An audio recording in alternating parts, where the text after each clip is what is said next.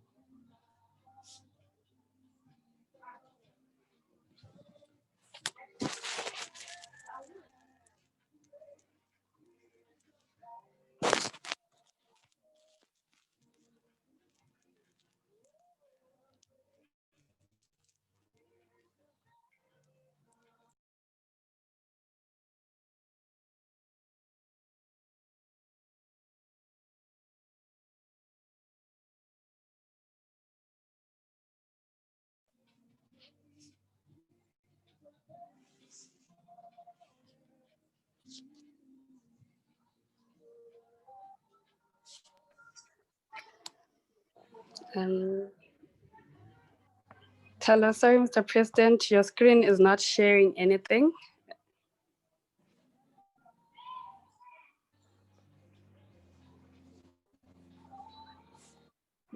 Okay, it has started sharing. May everyone mute their mics while we wait for other people to join.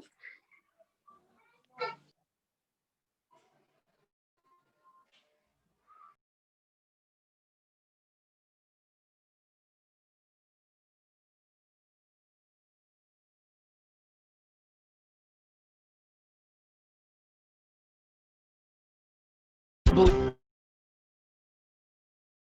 question is, how? To start, we ask, what are the greatest challenges in our communities? We work with our leaders and neighbors to discover the root of problems around us. We figure out how to design solutions that will last, and then we take action. First, citizens must be healthy. By fighting disease, growing nourishing food, and offering affordable health care, we can all live up to our potential. Education is the foundation of economic opportunity. By empowering every citizen to learn and find work, society progresses. We have a responsibility to leave a healthy planet for our children, so we must protect our resources and create a sustainable way of life. To be effective, we need a strong team. So, throughout the initiative, we engage partners from all sectors to help reach our goals. In a way, we measure our results and evaluate our impact, so we can prove our success. This is the JCI Active Citizen Framework. This is our roadmap to change the world.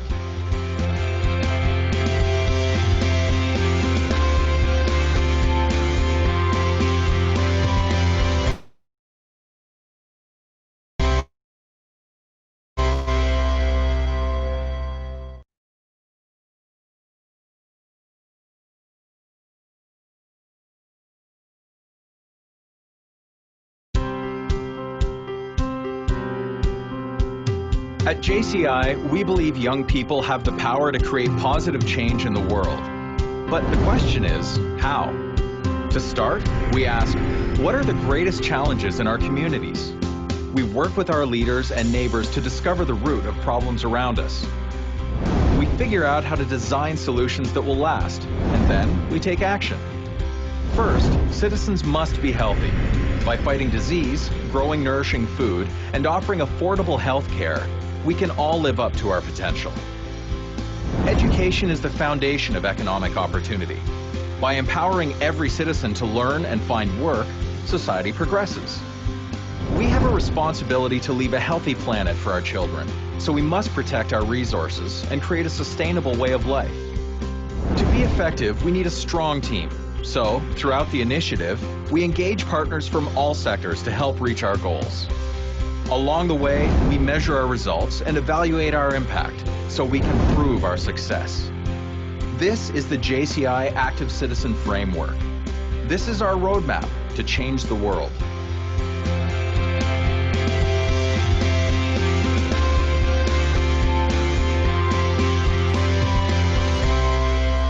Thank you, Mr. President.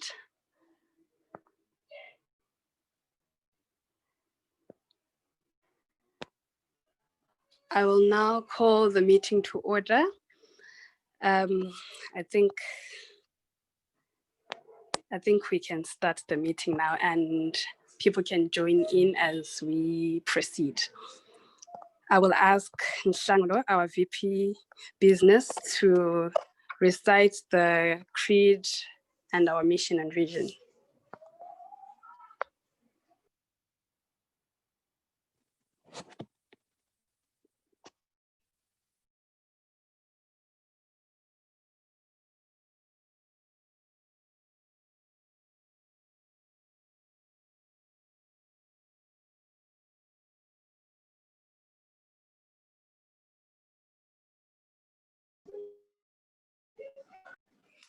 Good evening, everyone. So thank you for joining to recite the vision. Kindly assist as we go through the vision together. The vision is on the agenda. I'm not sure if you have it. And also our creed is the JCI Declaration of Principle. So I'm going to read the JCI vision, which is to be the leading global network of young active citizens. And then our mission, JCI mission, is to provide development opportunities that empower young people to create positive change. Then for our JCI Declaration of Principles, I'll ask us all to unmute our mics and read together the Declaration of Principles. Just unmute your mic and then we go through it together.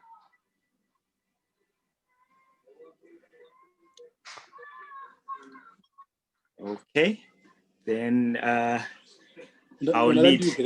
Let's just read it together. Let's start. We believe that faith in God gives meaning and purpose to human life, that the brotherhood of men transcends the sovereignty of nations, that economic justice can best be won by free men through free enterprise, that government should be of laws rather than men, that earth's great secret in human personality, and that service to humanity is the best work of life. Thank you.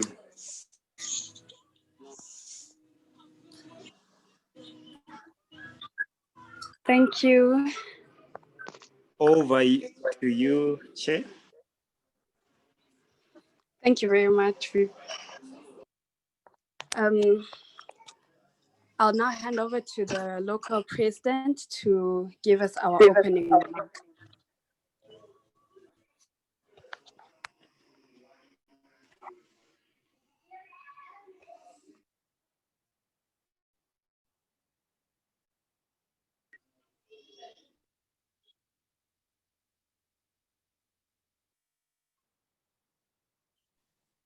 Thank you very much. Thank you very much.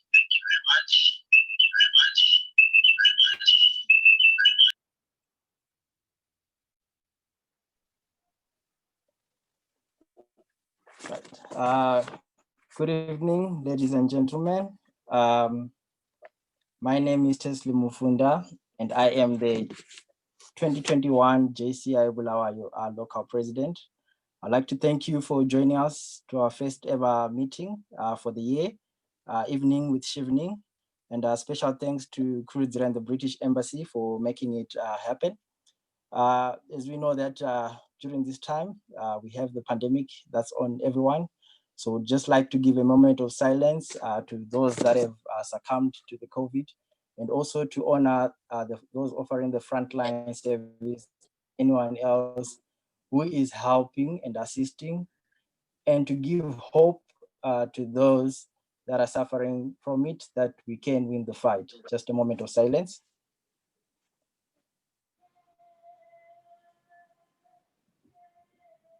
Thank you very much. So this year, our main theme for JCI as we take on our activities, one of the most important things that we'll be trying to look at is personal development. So we would like to appreciate having this meeting that we have kickstarted the year with, because it also adds to our personal development. So thank you for joining and taking your time to be with us this evening, and I hope you enjoy. Thank you.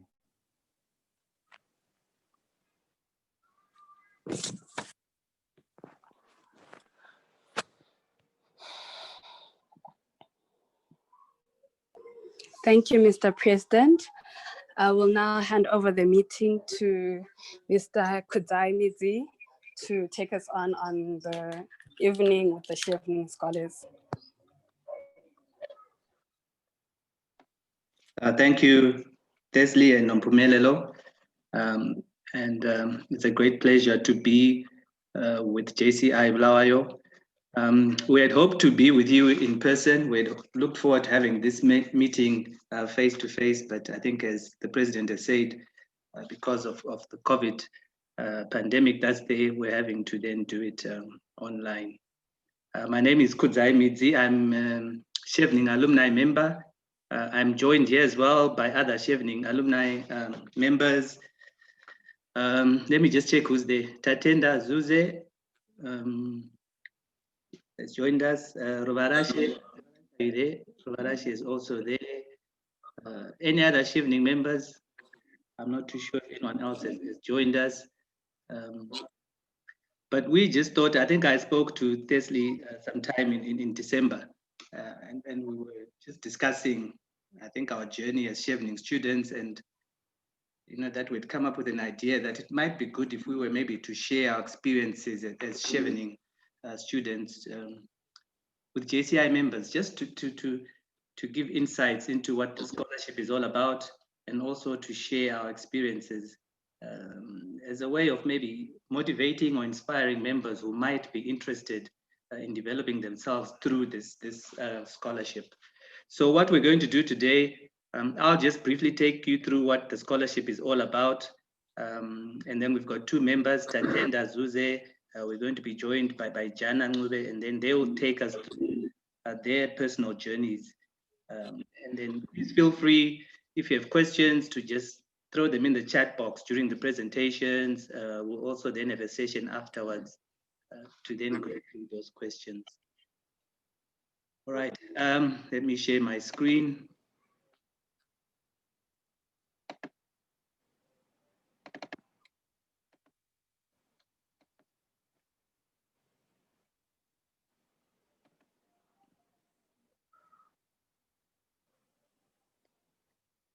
Okay, so I just want to take you through what the Chevening Scholarship is all about.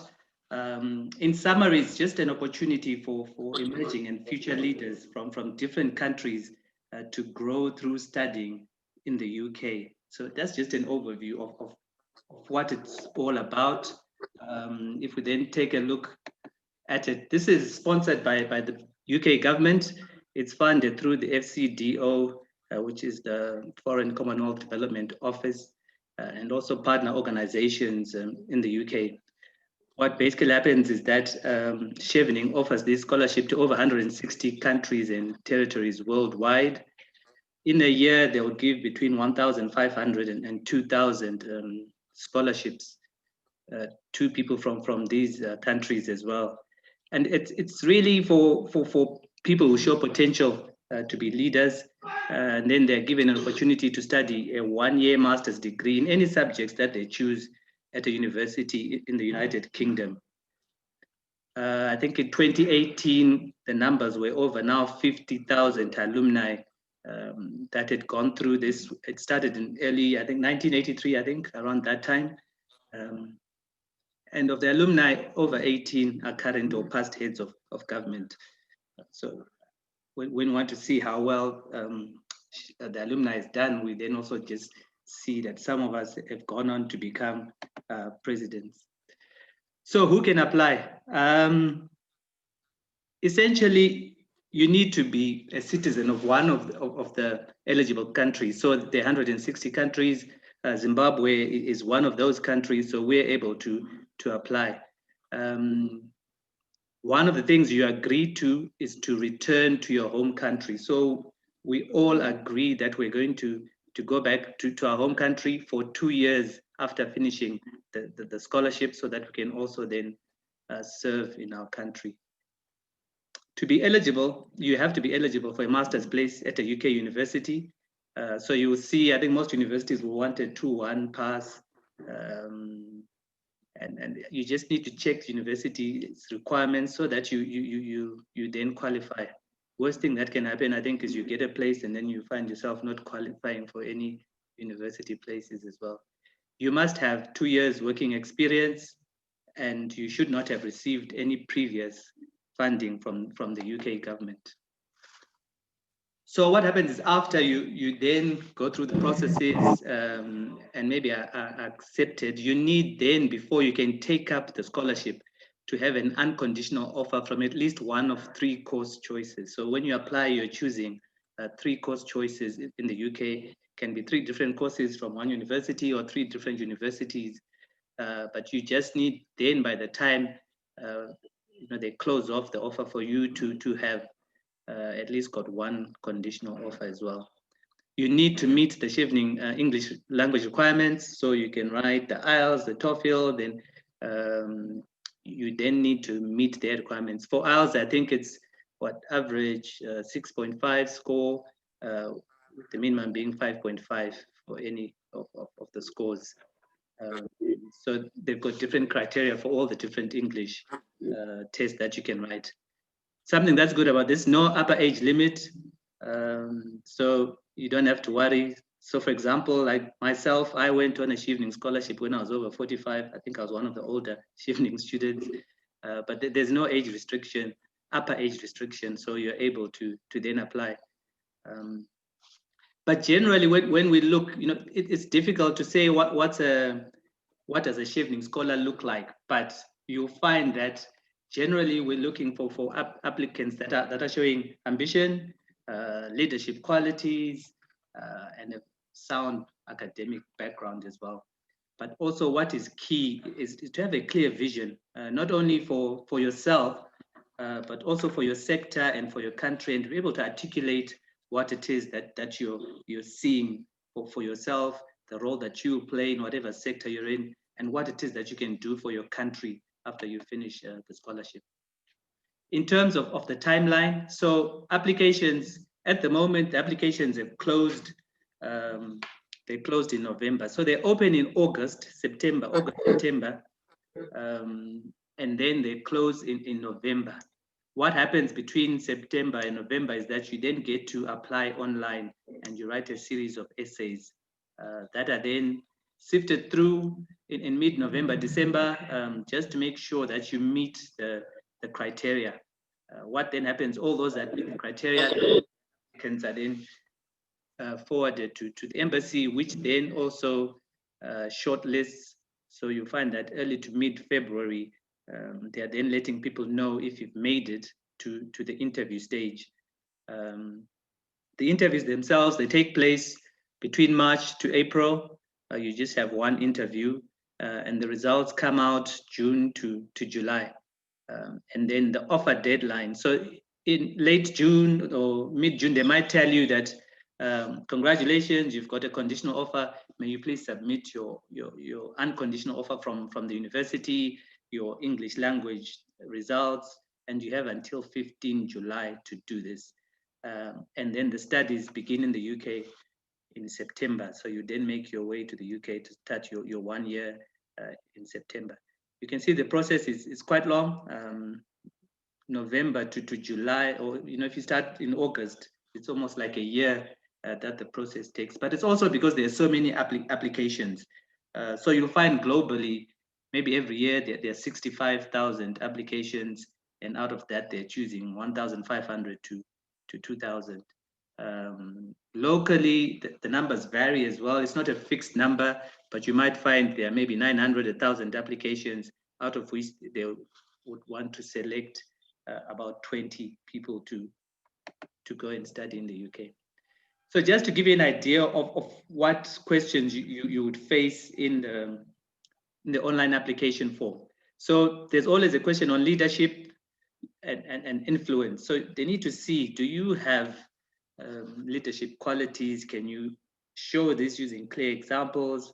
And then when you come back, what do you intend to do? And also influencing, can you just show how you've been able to influence in past interactions, whether at work, whether outside work, whether at JCI, so that they can also then just see if there's a leadership trait in you. Another question will be around the networking. Just as well to ask, can you show us how you've networked, but also to understand how you intend to then build a global professional network and then establish links in the UK. So you'll find that you're studying with students from so many different countries in the UK.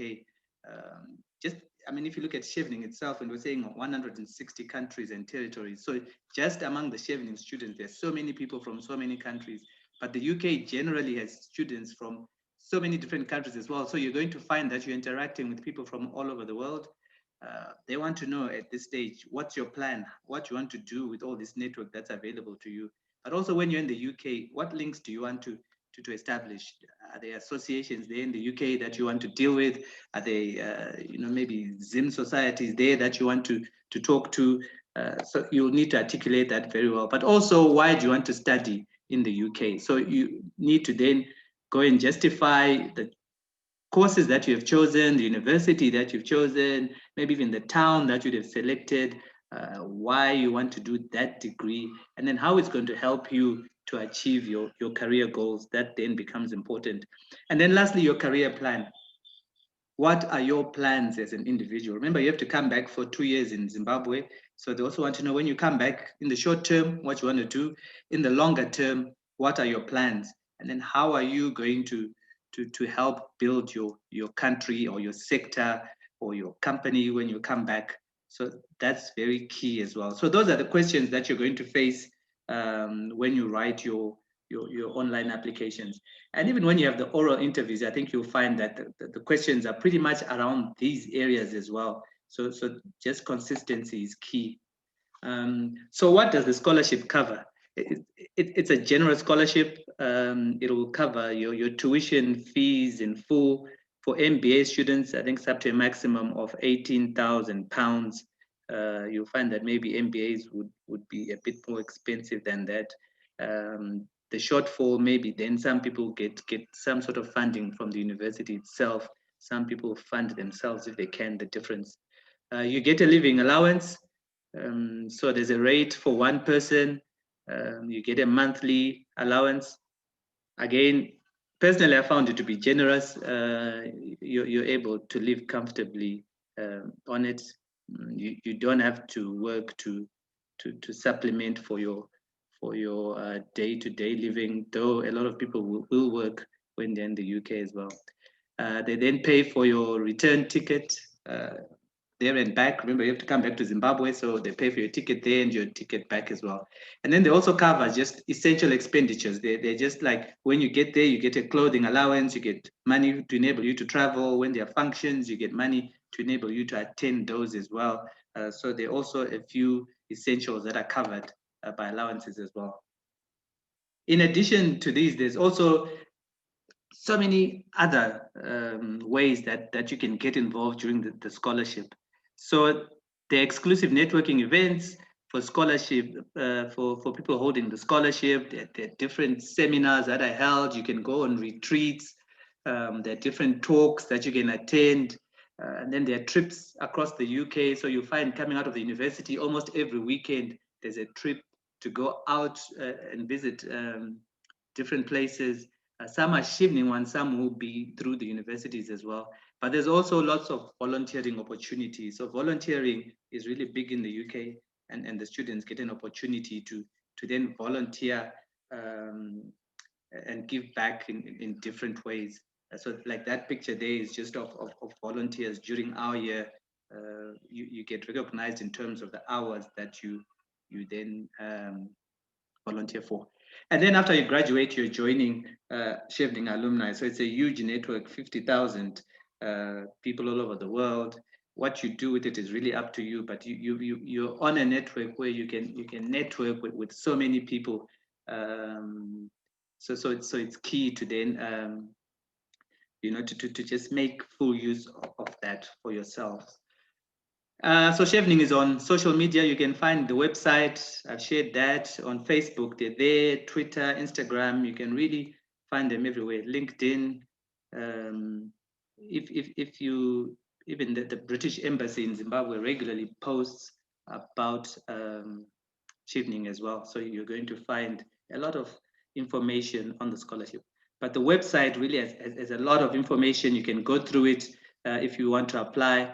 My suggestion is if you're targeting to apply in August, it's good to start going through it now and then putting your papers together and your thoughts and stories around your essays together so that you're not in a rush. Okay, so that's an overview of the scholarship. I know people have posted questions. Let me just see if I can take some of these now. Is it only for masters? So the scholarship, there's a scholarship for masters, but there's also a fellowship that's available. If you go on the website, you can see that, but I think that could be for Chevening students that have gone through the masters. So this program that we went on is strictly for masters students as well. Does the scholarship include distance learning? No, you have to be in the UK. One of their requirements is you only spend about 21 days out of the UK during your year. So the idea is to get you immersed into the British society, to really experience their way of life. And so there's no option for distance learning. Can we please record the meeting? Yes, have I allowed? Let me see. I'll see. I'm recording myself, and I'll share this with Nompumelelo. But I'll also just see if I've allowed people to record. So please try record. I hope I've enabled it as well. So that 18,000 pounds is the maximum for an MBA. So you'll find that sometimes the MBAs are a little bit more expensive. So some other masters will be a lot less. You can get for 12,000, for 15,000 pounds. The MBAs, I think, tend to be a little bit more expensive. So that's why then there's a limit of 18,000 there. Do I need to sit for GMAT exams to help to increase my chances of getting selected among successful applicants? Okay, so I don't even know what GMAT exams are. Maybe you could clarify that for me, and then I can let you know. But I didn't write them. Yeah, if you look at those questions, leadership traits, networking, so it's for you to be able to show you're an emerging leader. You're going to come back and make a difference in your society, in your country, but be able to articulate this, because you write it down, but you also speak it. So for me, I think those are key attributes that you need. But if you can just let me know what GMAT is, so that I can then answer directly as well. Tatenda, if you know, you can just help me. Ruva as well. I'm not sure. One of the requirements is 2 years work experience. Is this a strict requirement? Yes, you have to have 2 years working experience. If you go on the website, it's broken down into hours as well. So you can then just see in terms of hours, are you able to meet that criteria? But you do need to have the 2 years working experience. Okay, please just keep on putting the questions in the chat box if you have any more. I don't know if Jana has joined us now. Yes, I can see Jana is there.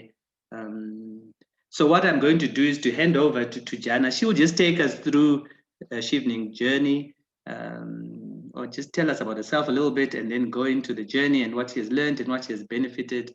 And please feel free to ask questions as she gives her presentation. You can just put your questions in the chat box. So over to you, Jana, now.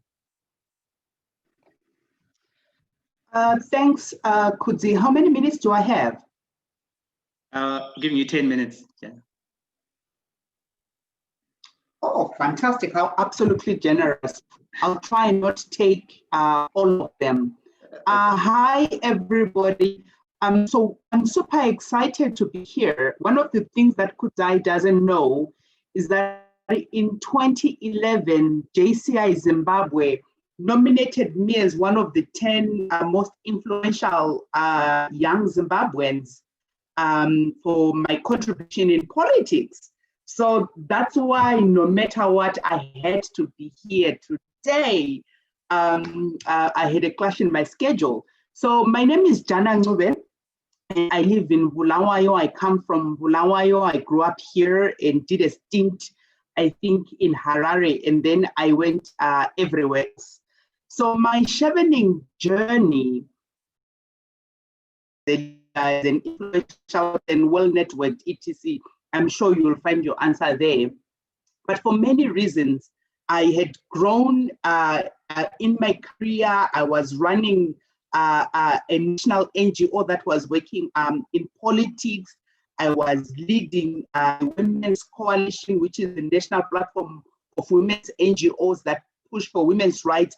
So for, I think for a significant amount of the work that I was doing at that time, I had a fairly high and influential profile, and had proven through my work, I think, my competencies and abilities to do work at a certain level. I like to think those are the reasons I was awarded both the scholarship, but also a place at the University of Bradford, which is where I went to do my master's degree. It was for me really life-changing. Like I used to, like I have a chip on my shoulder. I remember I was in a leadership program set up, and they had picked about 15 to 20 young leaders in different sectors across the country. We had people who were running, who were directors at banks. We had people who were, in IT. We had lawyers. We had people in the development sector. We had academics. And I always remember like it was, I think, the first or second or third evening, one of these people in our program, I chose to blank out her name. I will tell you this. I chose to blank out her name. So she came to me and was like, "Oh, Jana, so what's your degree in?" I felt so small because I was amongst all these human beings who were so accomplished, who were educated, and I didn't have a degree. So I always had this chip on my shoulder about this. So for me, getting a degree was something that was so super important, and the Chevening Scholarship really changed my life by giving me that gift. And go and study at a prestigious university and be able, to acquire this qualification, which I felt, I always say your CV and your qualifications speak on your behalf about your competencies and your skills and your abilities to people who do not know you. Sometimes when people are hiring, and if they know and say, I've seen this young man, I've seen him do A, B, C, D, it's easier for them to make decisions about you. But especially if you want to work in the international space, which is where I work now, many times you are sending your CV to the UN or these other places. They don't know you. Your CV is what will speak for you. So minimum qualifications of a certain education level will become important. So that was so important for me to be able to get this particular qualification. I needed to get the own perception of being less than other leaders because I didn't have this qualification. And all of you being Zimbabwe, you know that in Zimbabwe, degree, something that's so important. I know a lot of people, doctors or so people want to play MBA, whatever. So I'm sure you know the dream. So yeah, that's why I went after the Chevening Scholarship. So I did it 6 years ago, right? That it was a really fantastic experience. I think for me,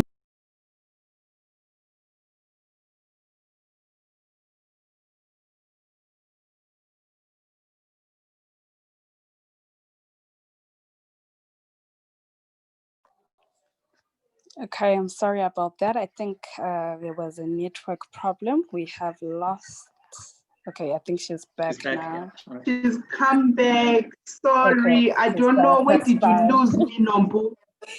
Where did you lose me? You were talking about how being Zimbabwean and being when our CVs are not talking for us. Our CVs are what are talking for us, and we in the international sector they don't know us. And now you're saying something Yes. about being So Zimbabwean. Yes.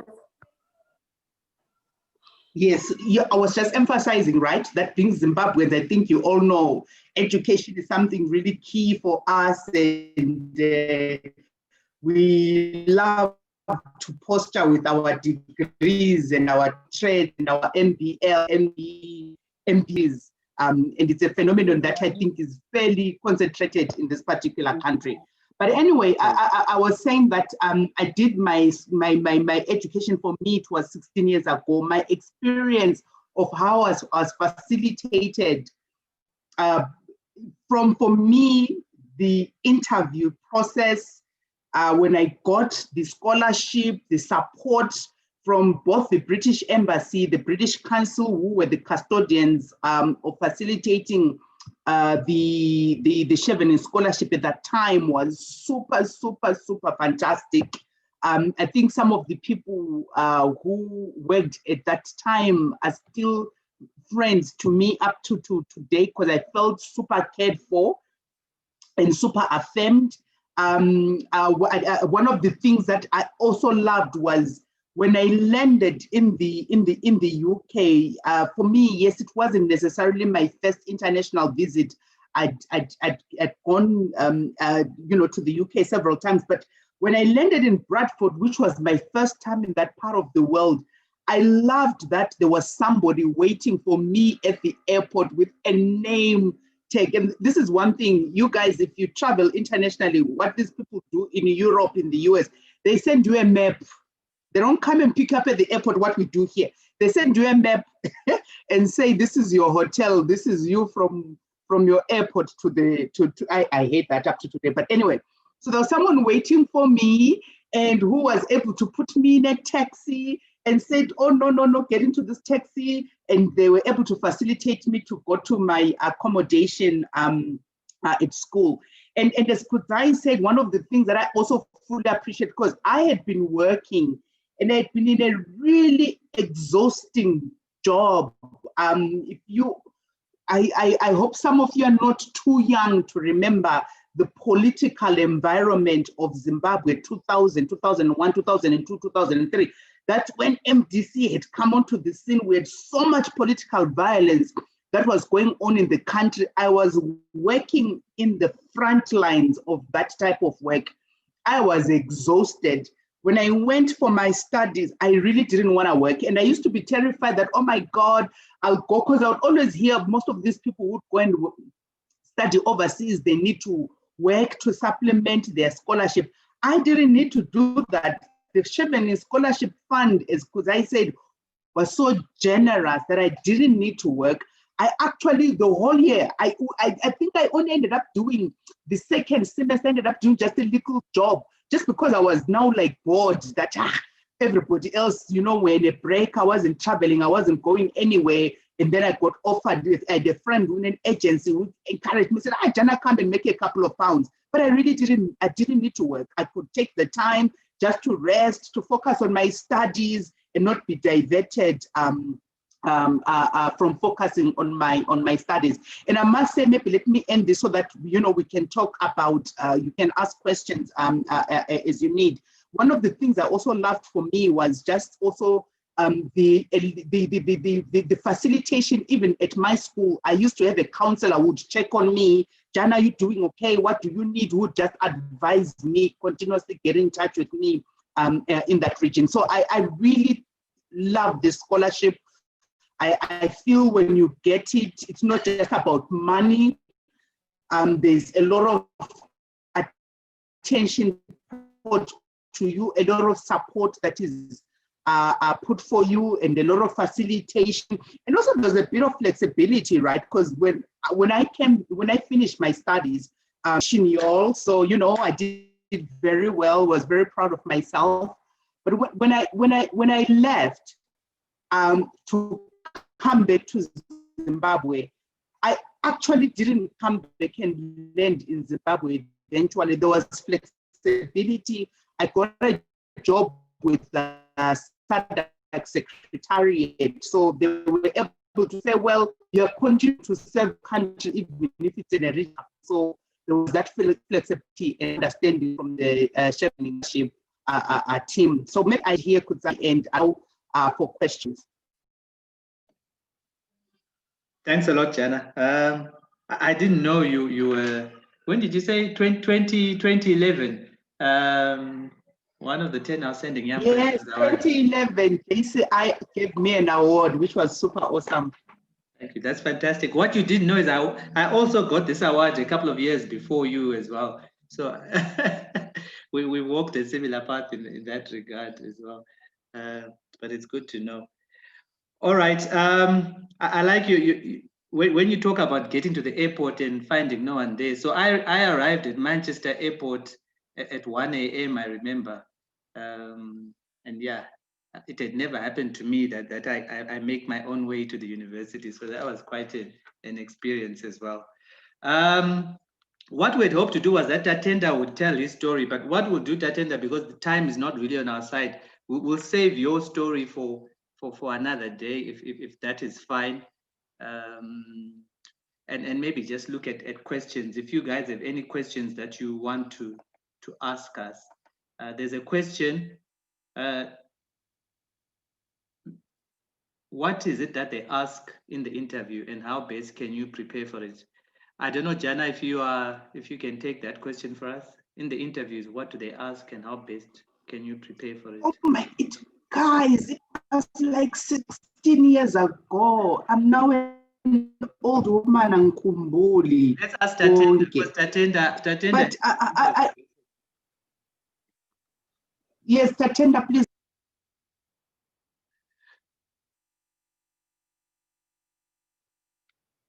You have to unmute Tatenda. We can't hear you. Okay. Did you ask a question? Yes. We're asking, what is it that they ask in the interview, and how best can you prepare for it? It's one of the questions we received. Okay, so I think with respect to the interview, basically they just want to know the person behind the application. So most of the questions that they will ask you, basically they come from the essays that you submitted and the information that you provided. So, you know, sometimes people tend to fabricate stories and they exaggerate them. And so most of what the interviewers would want to see is the conviction behind you personally telling the stories that you wrote in those essays, and how you connect to those stories, and how you speak passionately about them. And also just to meet up with you and understand where you're coming from, your story, and what you plan to do. So most of the interview questions, they come from the essays that you wrote. For example, I remember they will just tweak them a bit to, like, I think to not to show you that what they are asking is basically what you wrote in the application, but they just tweak the questions a bit. Like, for example, the question I was asked in the interview, they asked me, what do you understand by effective networking?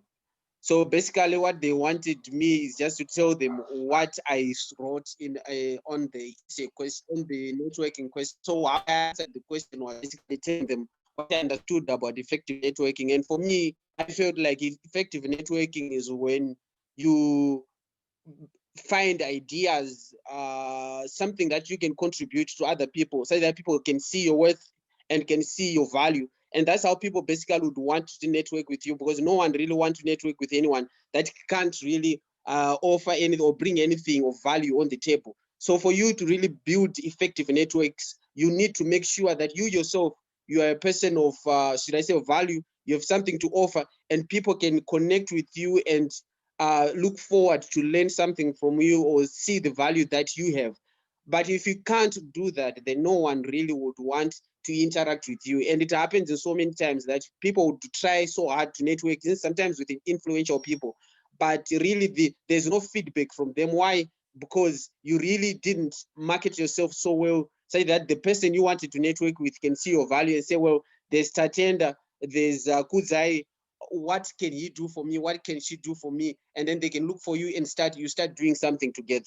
So that's how I answered the question, and yeah, and said several other things. So mostly, and then I gave examples of the examples that I had written in my application to say, well, in my application, I mentioned about so and so and so. So for me, that is a particular case of, should I say, effective networking, where I met someone else, then we decided to do something together, and we ended up bringing positive change in the communities that we're coming from. So I think, yeah, basically that's also, you just need to make sure that whatever you wrote, you understand it, you are so passionate about it, and when they ask the questions, you just need to make sure you answer the question and always revert them back to the stuff that you wrote in your essay. Okay, thanks, Tatenda. And for me, just to prepare for it, you need to prepare for these interviews. How I prepared, first I made sure I understood my essays, what I'd written, I knew them back to front. But I also then had mock interviews. So I had different people just ask me questions. They'd ask me different questions.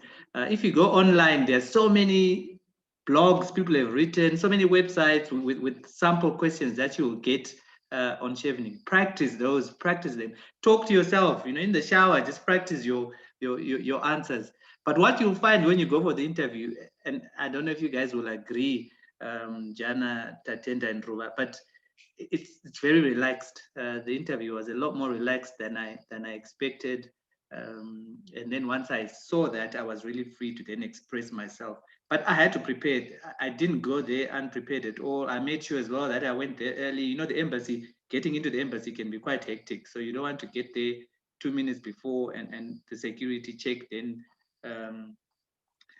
disturbs you and you go in there unsettled. So there's lots you can do to prepare, but even to also just know where the embassy is. So you hear stories of people who then get lost when is the day of the interview. So that sort of preparation is also key as well.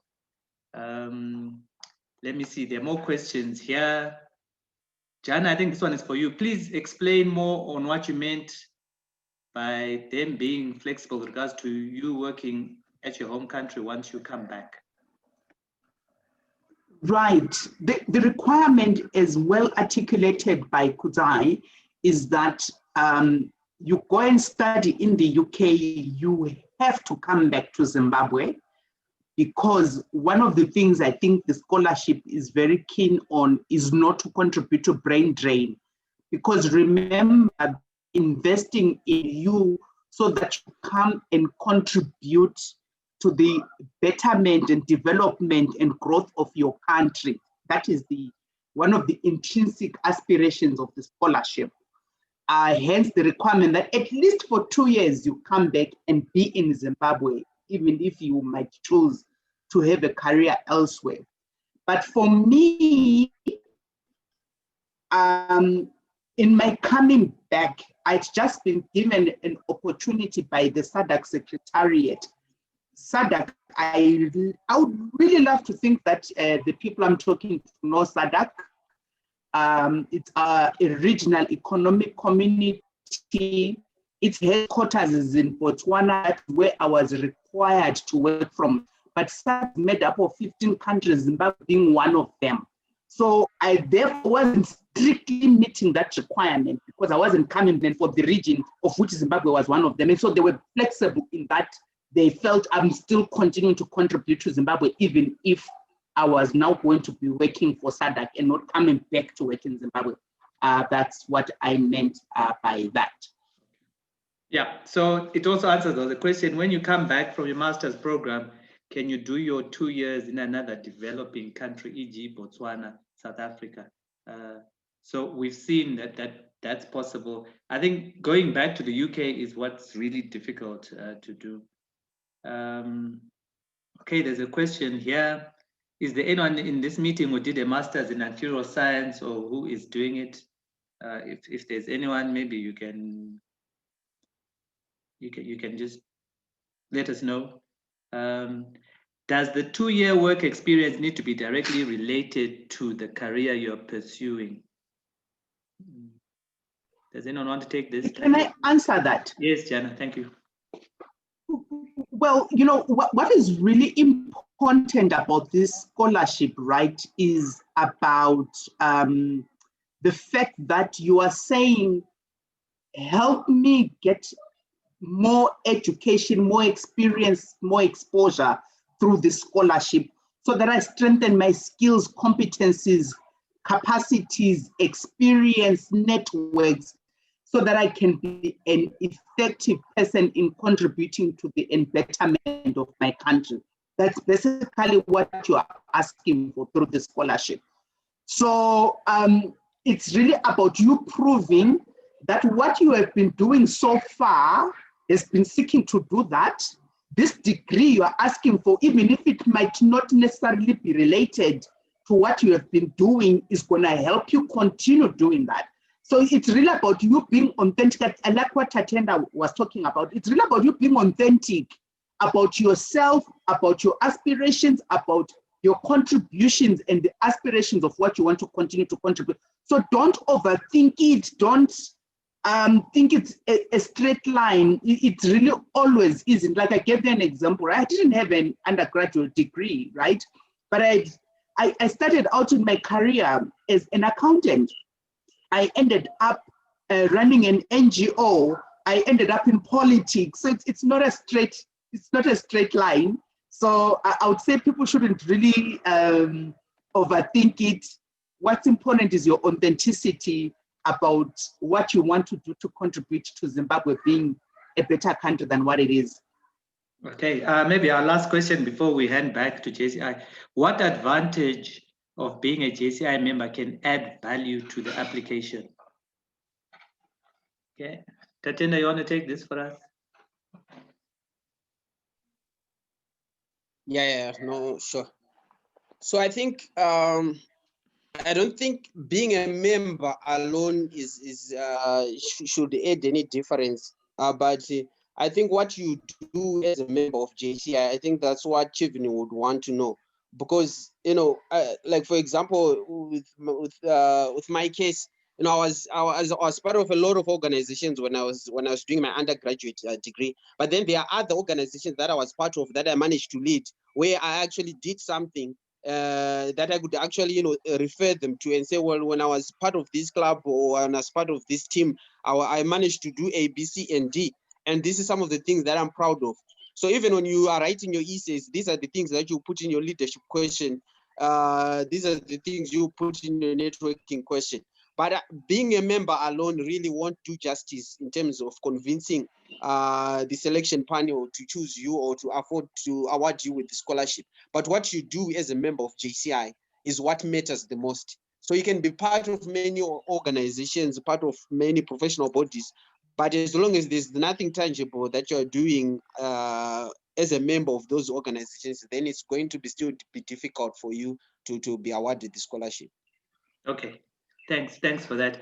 Rubarashe, I haven't heard you speaking, so please can you just round up for us any words for our JC members who might be interested in applying for the scholarship? I'm putting you on the spot, Ruba.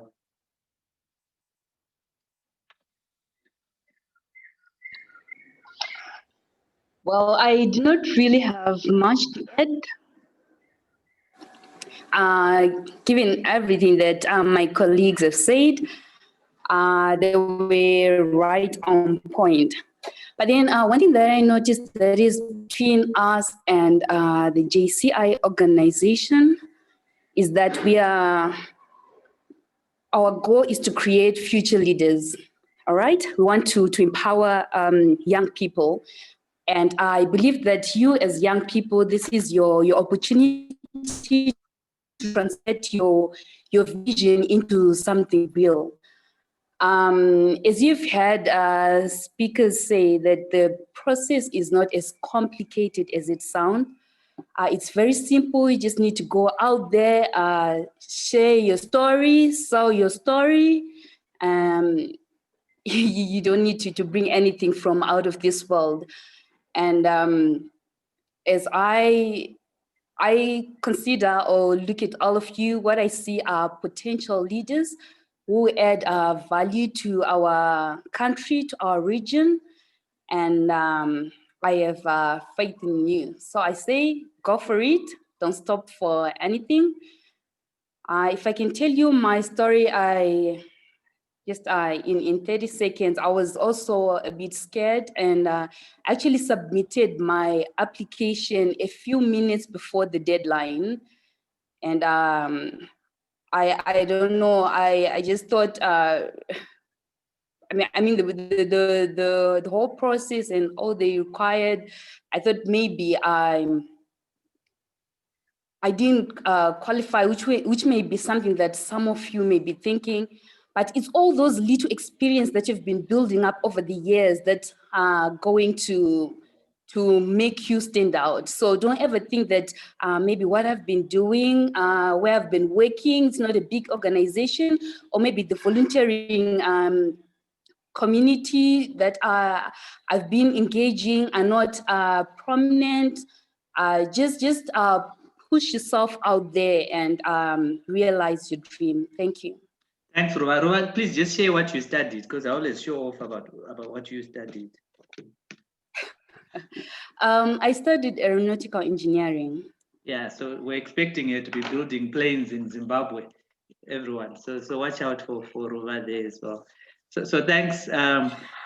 Okay, I'll hand over to Nompu now, just to answer that question on GMAT. I looked it up while we were having this discussion. So it's not critical to go through the GMAT exam for you to get the scholarship. GMAT appears to be more for entry into the business schools. So not necessarily, you don't really need it for the Chevening Scholarship, though it could help you in preparing and in answering questions as well, but it's not a must for you to have. Nompu, thanks a lot. I know we've gone over our time limit, so if I could maybe hand back to you to round up. Thank you so much. This was a great and informative presentation. I am just checking if there are any more questions. Okay, seems like there are no questions and no hands up. So I will hand over back to my local president to give us the vote of thanks and recognize some of our officers that have logged in. Mr. Teasley, are you back on? Thank you very much. Thank you very much, Madam EVP, and thank you to all the speakers. I think it was really eye-opening. I'd like to take this opportunity to recognize our past presidents, meet the past president Takudza Msingi for JCI Bulawayo, past president Ranga Midzi, who is also one of the person who helped us to make this happen. National Projects Director, Madam Janet Usai, and our National Vice President, Madam Nomachi Pare. I'd like to say thank you everyone for joining us, and let's make sure we keep in touch. As you heard about, it's all about networking, it's all about creating positive change, and I think as JCI, that's one of our missions. And like-minded organization, I think it will help you be a better leader, and hopefully all those that will take an attempt at going through the application, we wish you all the best in the future. And Kuridzira and British Embassy, we hope we'll have another session like this. I think there are a lot of people who missed out, some have just joined in. would want to hear more about this, and we hope that this will continue for the future. Thank you for setting the tone for this year, and everyone, we'd like to thank you for taking the time to be with us. Don't forget to leave your details and join your nearest JCI local organization. We are there all over Zimbabwe. Thank you.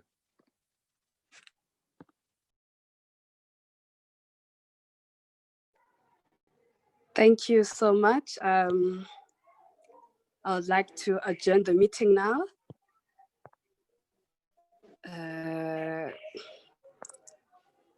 Thank you everyone for connecting. I'm sorry, let me check. Okay, so everyone was asking about accessing the recording. I'm going to put my email address. Please email me and I can share it to you once, we've asked for permission to.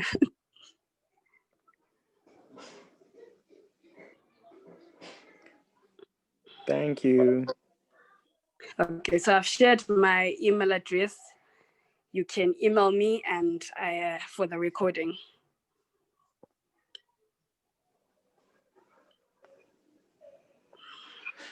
Thank you. Thank you. Thank you, everyone. Thank you, everyone. Thank you very much. Thank you. It's been a great session. Thanks. Thank you, everyone. Mm-hmm.